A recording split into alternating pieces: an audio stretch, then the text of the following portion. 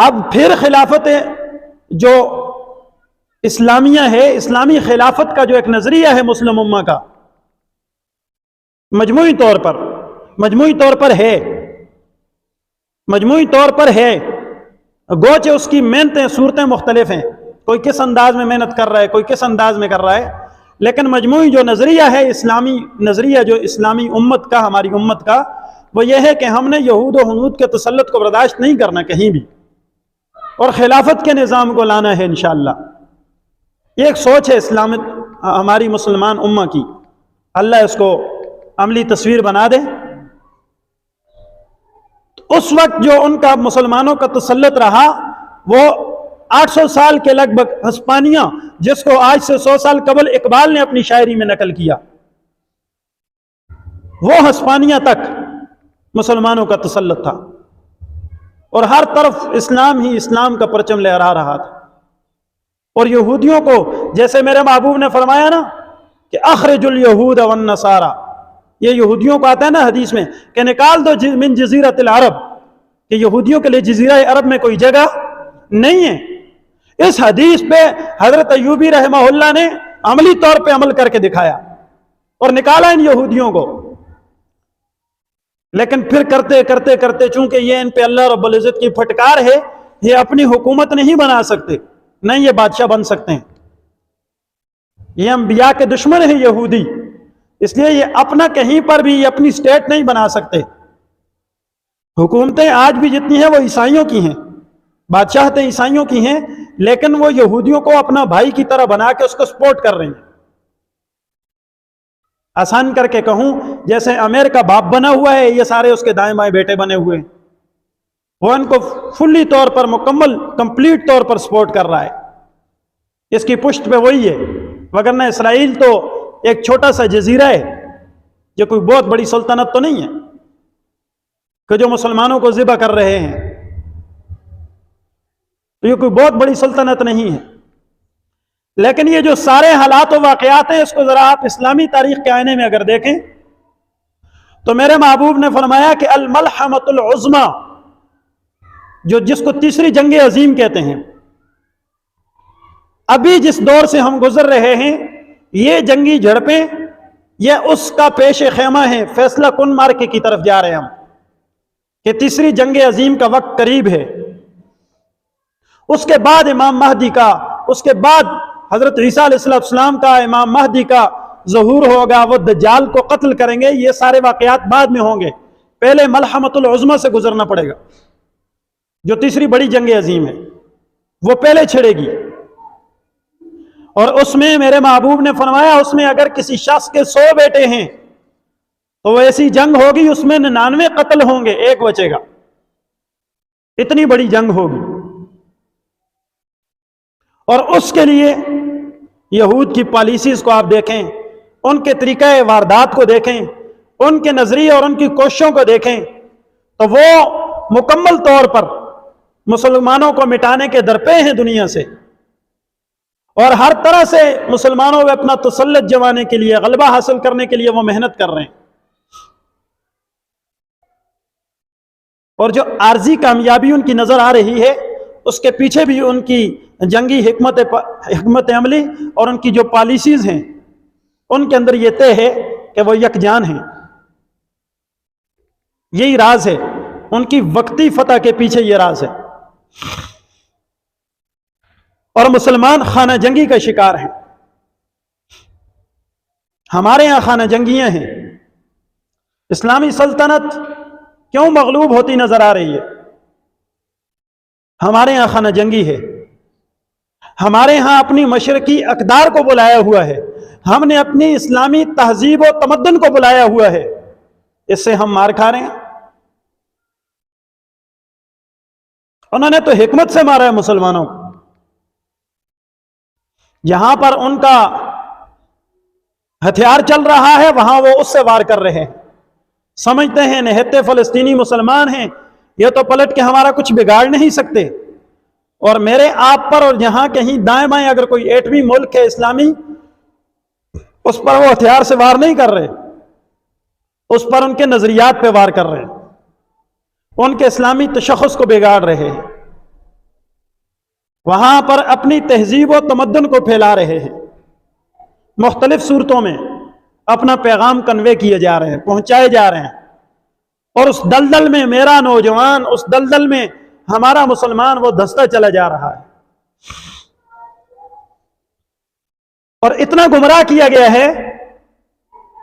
میری مسلم امہ کے نوجوان کو، میری قوم کے بچے کو اس درجے تک گمراہ کیا گیا ہے کہ اسے سب سے بڑا دشمن اگر کوئی نظر آ رہا ہے تو وہ اسی حلیے والا نظر آ رہا ہے،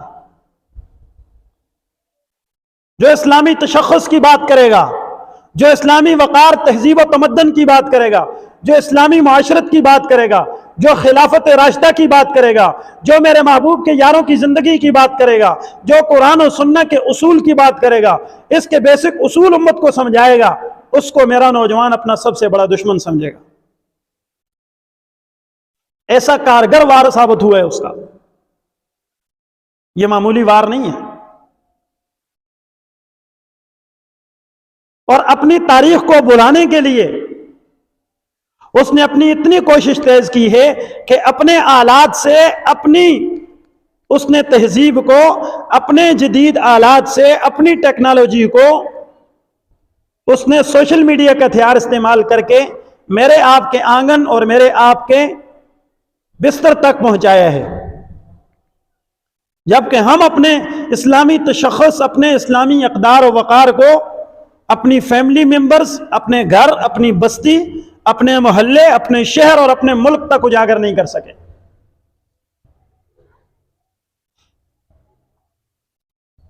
ہم تو اپنی قوم میں، قوم و ملک، ملت اور دوسرے اسلامی ممالک، یہ پوری دنیا بہت دور ہے، ہم تو اپنی ذات پہ اس کو لاگو نہیں کر سکے، اور انہوں نے اپنا وہ پوری اپنی ڈسپلن اپنی زندگی کی وہ ہمارے نوجوانوں پہ کیسے لاگو کی ہے؟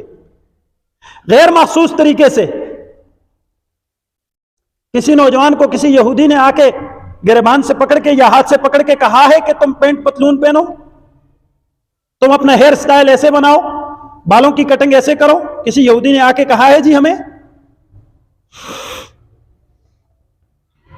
یہ کیا ہے؟ یہ ان کی محنت ہے بھائی، غیر نے محنت کی ہے، اور ہم اسی میں الجھے ہوئے ہیں۔ خانہ جنگی کس کو کہتے ہیں؟ خانہ جنگی اسی کو کہتے ہیں، ہم اسی میں الجھے ہیں۔ یہ جماعت ٹھیک نہیں، میں ٹھیک ہوں، یہ مسلک ٹھیک نہیں، میں ٹھیک ہوں، یہ بندہ ٹھیک نہیں، میں ٹھیک ہوں، اس کو خانہ جنگی کہتے ہیں۔ وقت کم ہے، وگرنہ میں آپ کے سامنے تاریخ کا ہر صفحہ کھولتا۔ وہ جو تاتاریوں نے بغداد کے اندر، یہ بھی اسلامی تاریخ کا ایک بھیانک اور دردناک پہلو ہے کہ وہاں پر جب عیسائیوں کا تسلط ہوا تو بغداد کی وہ لائبریریوں اور کتابیں دریا میں بہہ رہی تھی، اور دریا کا پانی اس کتابوں کی سیاہی سے سیاہ تھا، اور سیاہی اور سرخی کی آمیزش تھی اس پانی میں کہ یہ آپس میں لڑ رہے تھے، مناظرے کر رہے تھے چوکوں پہ کھڑے، اور پیچھے سے آ کے دشمن ان کی گردنیں مار رہا تھا۔ مسلمان اپنی گردنیں کٹوا کے خون بھی بہا رہے تھے دریائے ستلج کے اندر، اور پانی میں کتابوں کی سیاہی بھی، لائبریریوں کو آگ لگ رہی تھی۔ وہ بغداد کے کتب خانے جس کے اندر 10 لاکھ سے زیادہ کی کتابیں ہاتھوں سے لکھی پڑی تھی، وہاں ایک کتاب نہیں ملتی۔ یہ زوال کی کوئی ایک داستان تو نہیں مسلمان امت کی۔ تاریخ کے جس آپ بھیانک پہلو کو اٹھا کے دیکھیے اسلامی تاریخ میں، آپ کو مسلمانوں کی شکست کا جو سب سے بڑا سبب نظر آئے گا، وہ میرے ناقص مطالعے کے مطابق وہ خانہ جنگی ہے۔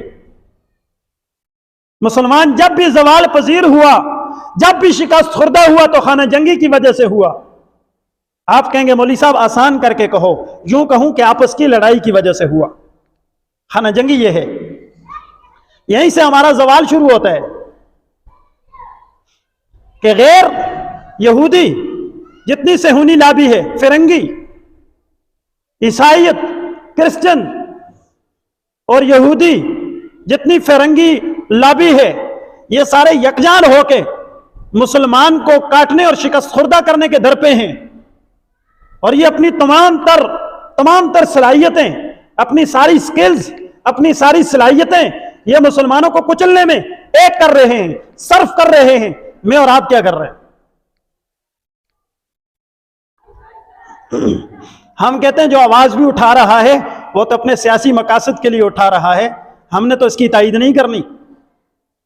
کہیں آتے وقتوں میں یہی وزیر اعظم نہ بن جائے، مولوی کو کون وزیر اعظم کی نشست پہ دیکھ سکتا ہے؟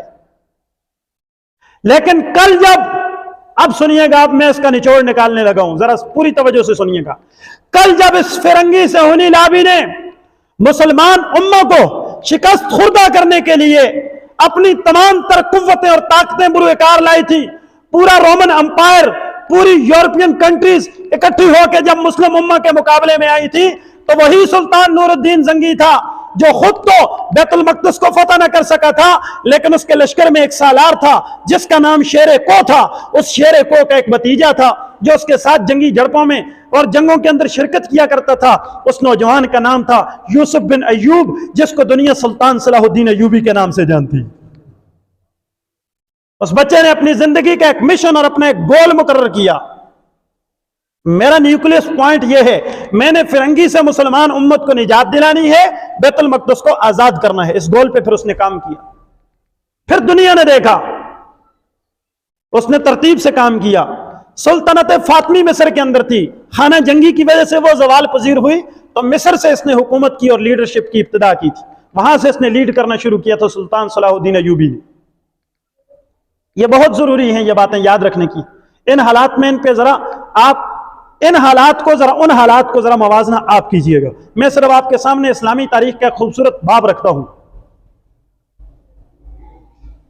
سلطان صلاح الدین ایوبی نے سب سے پہلا کام یہ کیا کہ مصر سے اپنی سلطنت کو سنبھالتے ہی تمام مسلمان جو لیڈر تھے ان کو خط لکھے۔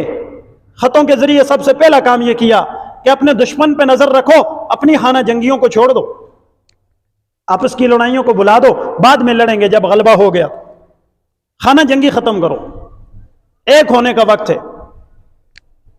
اور پھر دنیا نے دیکھا، پھر چشم فلک نے دیکھا کہ وہ صلاح الدین جس سمت اپنے اس چھوٹے سے درویش انسان نے چھوٹے جیسے قافلے کو لے کر جس سمت رخ کیا، چونکہ یہ یہودی بزدل ہیں، یہ دلیر نہیں ہیں، یہ بہادر نہیں ہیں، جس سمت پھر صلاح الدین ایوبی کی یلغار تھی، تو یہ صلیبی، یہ عیسائی، یہ کرسچن، یہ یہودی وہیں سے شکست خوردہ ہو کے میدان چھوڑ کے بھاگتے تھے، کچھ کٹتے تھے کچھ بھاگتے تھے۔ پھر اس نے اردن، شام، فلسطین کا رخ کیا، اور یہ جو چھوٹی چھوٹی جڑپیں تھیں یہ پھر مستقل ایک جنگ کا پیش خیمہ ثابت ہوئیں۔ اور 583 ہجری میں 4 جولائی کو 583 ہجری کو وہ فیصلہ کن معرکہ ہوا جس میں حضرت سلطان صلاح الدین ایوبی رحمہ اللہ نے بیت المقدس کو فتح کیا تھا۔ یہ 200 میل کا فاصلہ ہے، میں نے پہلے آپ سے عرض کیا، بیت المقدس کا۔ اس کے پڑوس میں فلسطین کی سرزمین میں ایک جگہ ہے حطین نام کی، اس جگہ کو منتخب کیا سلطان نے، اور یہ بھی ان کی جنگی پالیسی میں شامل تھا کہ جہاں چند چشمے تھے وہ پانی والی جگہ پر مسلمانوں کو وہاں سٹے کروا دیا، اپنا پڑاؤ کیا، اور جو آ رہے تھے صلیبی وہاں سے مقابلے میں، وہ صلیبیوں کے راستے میں کم از کم 20 کلومیٹر تک کوئی پانی کا چشمہ نہیں تھا، اور یہ ان کی جنگی حکمت عملی تھی۔ اور ادھر 10 سے 12 جو فرنگی کے صلیبیوں کے لیڈر تھے وہ ان کو لیڈ کرتے ہوئے اپنی فوج کو اپنی رعونت میں، تکبرانہ چال میں چلتے ہوئے آ رہے تھے سینہ تان کے۔ یہ ٹریو کراس ہے نا، بڑی صلیب، جس پہ یہودی آج بھی کہتے ہیں کہ ہم نے، عیسائی آج بھی کہتے ہیں کہ ہم نے عیسیٰ علیہ السلام کو پھانسی پہ چڑھایا تھا۔ وہ اپنی اس ٹریو کراس پہ، گمانڈ پہ، اس صلیب کو لے کے چلے تھے کہ سلطان کو ہم ایسے صلیب پہ چڑھائیں گے اور ایسے مسلمانوں کو ذبح کریں گے، اپنی اس مغروریت میں چلتے آ رہے تھے۔ اور راہ کی انہوں نے رکاوٹوں کو، اور اس کو بلا دیا تھا کہ راہ میں بھی کچھ سختی پیش آ سکتی ہے، لیکن جب راستے میں 20 کلومیٹر تک وہ پیاسے چلے نا، پھر انہیں خبر ہوئی کہ سپاہیوں کو برا حال تھا، حالات ناساز تھے۔ جب حطین میں وہ سلطان کے مد مقابل ہوا تو اس وقت صلیبیوں کی فوج کا برا حال تھا، اور سلطان نے پہلے سے اپنی جنگی حکمت عملی کے تحت یہ طے کیا تھا۔ پھر انہوں نے رات کو ہی خیموں میں مسلمان سپاہیوں نے گھس کر ان کی خشک گھاس کو آگ لگا دی۔ اب اس آگ اور دھوئیں کی وجہ سے کچھ عیسائی بھاگ گئے صلیبی فوجی، اور کچھ جو تھے وہ صبح مقابلے کے لیے بچے۔ صبح اٹھتے ہی ان پہ دوسرا وار سلطان نے یہ کروایا کہ صلاح الدین ایوبی نے اپنے سپاہیوں سے کہا ان کو زہر آلود تیروں سے ان پہ بوشار کرو تیروں کی. اب وہ بوکھلائے ہوئے شراب میں مست سپاہی کہ ہم اٹھ کے صبح کاٹیں گے گاجر مولی کی طرح مسلمانوں کو. یہ نہیں پتہ تھا کہ یہ پوری تیاری میں. اب کچھ بھاگ رہے ہیں، کچھ مردار ہو گئے اور کچھ جنگی قیدی بن گئے. وہ جو انہیں 12 لیڈ کرنے والے تھے وہ سارے جنگی قیدی بنے. یہ جو دن جس دن مارکا ہو رہا تھا یہ 4 جولائی 583 ہجری کا دن تھا. یوں بیت المقدس کو سلطان صلاح الدین ایوبی نے فتح کیا. یہ تو میں نے آپ کو یوں سمجھے کہ 500 صفحوں کی تاریخ آپ کو میں نے 5 منٹ میں سنائی ہے، بہت اختصار کے ساتھ. اب ضرورت کس چیز کی ہے؟ وقت کے. یہ تو آپ نے سنا کہ کل تو بیت المقدس یوں فتح ہوا تھا. آج اب سنیے کہ اب ضرورت کس حکمت عملی کی ہے. یہ تو آپ نے سنا نا کہ سلطان صلاح الدین ایوبی نے بیت المقدس کو کیسے فتح کیا. اب وہی بیت المقدس اس پہ آج پھر یہودی یلغار کر رہے ہیں اور آج پھر وہ اسی سچویشن میں ہے جیسے کل اس وقت صلیبیوں نے یہ کیفیت بنائی تھی اور سلطان صلاح الدین ایوبی نے اسے آزاد کروایا تھا. آج اسی کیفیت سے فلسطینی گزر رہے ہیں.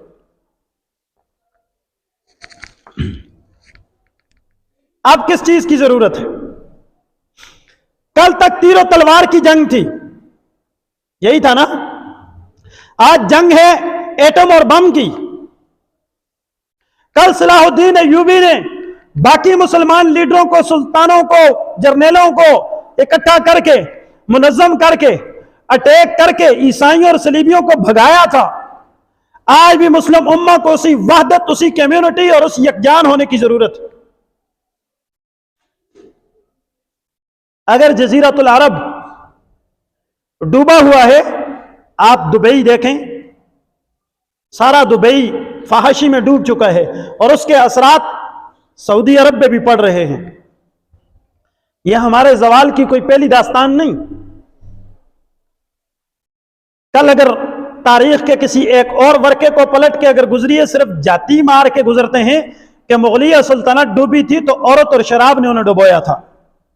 صرف ایک جملہ عرض کرتا ہوں، عورت اور شراب نے مغلیہ سلطنت کو، مسلمانوں کی سلطنت کو ڈبویا تھا. آج پورا دبئی ڈوبا ہوا ہے، عرب پہ اس کے اثرات پڑ رہے ہیں اور پاکستان سعودی عرب کی طرح ہی یہودیوں کو کھٹک رہا ہے. یہ بھی اسلام کا قلعہ ہے الحمدللہ. تو کہہ دو ہاں یہ قلعہ ہے الحمدللہ.